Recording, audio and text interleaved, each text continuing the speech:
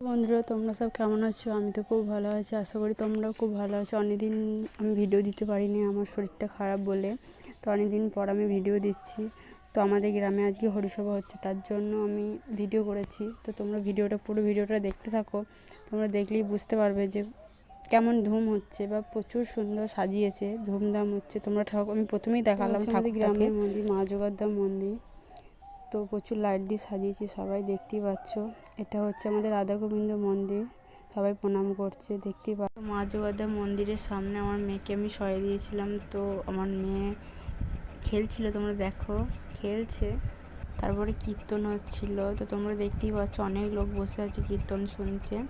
তো খুব সুন্দর কীর্তন হচ্ছিল, অনেক লোক হয়েছিল, সবাই শুনছিল বসে বসে। এখানে আমার ভিডিওটা শেষ করছি। আমি আরও কীর্তনে, হরিনামে তো আরও ভিডিও দেবো, তোমরা পুরো ভিডিওটা দেখতে থাকবে। আমার চ্যানেলে প্লিজ লাইক